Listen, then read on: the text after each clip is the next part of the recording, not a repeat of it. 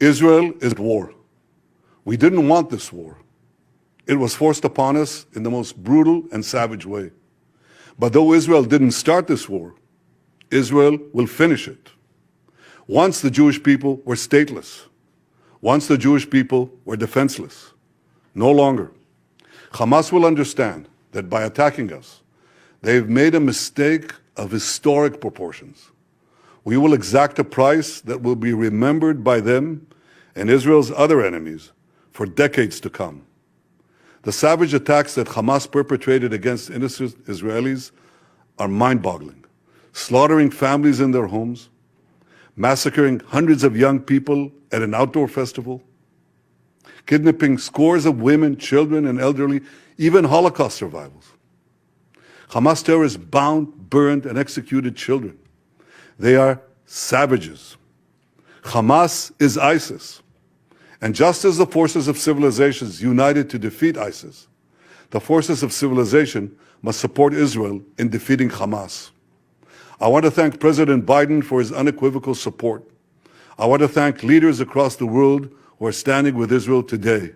I want to thank the people and Congress of the United States of America. In fighting Hamas, Israel is not only fighting for its own people, it is fighting for every country that stands against barbarism. Israel will win this war, and when Israel wins, the entire civilized world wins. אזרחי ישראל, אנחנו ביום השלישי למערכה. אנחנו במערכה על הבית, מלחמה על הבטחת קיומנו, מלחמה שבה ננצח. המלחמה הזאת נכפתה עלינו על ידי אויב מתועב. חיות אדם שחוגגים רצח נשים, ילדים וקשישים. את הזוועות שחמאס ביצע לא ראינו מאז זוועות דאעש.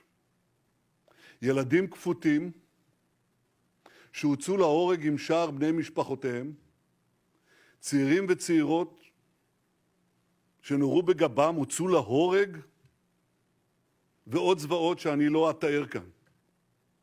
אנחנו ידענו תמיד מי זה החמאס. עכשיו כל העולם יודע. חמאס זה דאעש. ונכריע אותו בדיוק כפי שהעולם הנאור הכריע את דאעש. האויב הנאלח הזה רצה מלחמה, הוא יקבל מלחמה. בתחילת המלחמה הנחיתי לעשות 5 דברים מיידיים.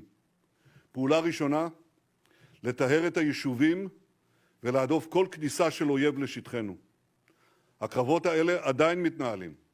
מספר מחבלים שפלים עדיין נמצאים בתוכנו, וכוחותינו עובדים מסביב לשעון כדי לחסלם. פעולה שנייה שמתבצעת ברגעים אלה, לעבור להתקפה מסיבית נגד חמאס בעוצמה שלא הייתה כמותה. פעולה שלישית, לבצר את יתר החזיתות, בגבול הצפון מול חיזבאללה, ביהודה ושומרון ובתוך מדינת ישראל. אני מחבק את הלוחמים והלוחמות, את כל אנשי הביטחון וההצלה, שפועלים באומץ לב בלתי רגיל, גם ברגעים אלה, בכל החזיתות הללו, ומחרפים את נפשם כדי לשמור על מדינת ישראל. פעולה רביעית, המשך העצמת התמיכה הבינלאומית, שאותה התחלתי לגייס עם פרוץ המערכה בשבת, כדי לשמר את מרחב הפעולה שלנו נגד אויבינו. פעולה אחרונה, מבחינתי בעלת חשיבות עליונה, לבסס את האחדות בעם. הפילוג בתוכנו נגמר. כולנו מאוחדים. וכשאנחנו מאוחדים, אנחנו מנצחים. העם מאוחד, ועכשיו ההנהגה צריכה להתאחד. אני קורא למנהיגי האופוזיציה להקים מיד ממשלת חירום לאומית ללא תנאים מוקדמים, כפי שהוקמה עם מנחם בגין ערב מלחמת 6 הימים. אזרחי ישראל היקרים, התחלנו, ואני מדגיש, רק התחלנו להכות בחמאס. התמונות של החורבן וההרס ממעוזי החמאס בעזה הן רק ההתחלה. חיסלנו מאות רבות של מחבלים, ולא נעצור שם. אמרתי שכל מקום שממנו פועל החמאס יהפוך לאיי חורבות.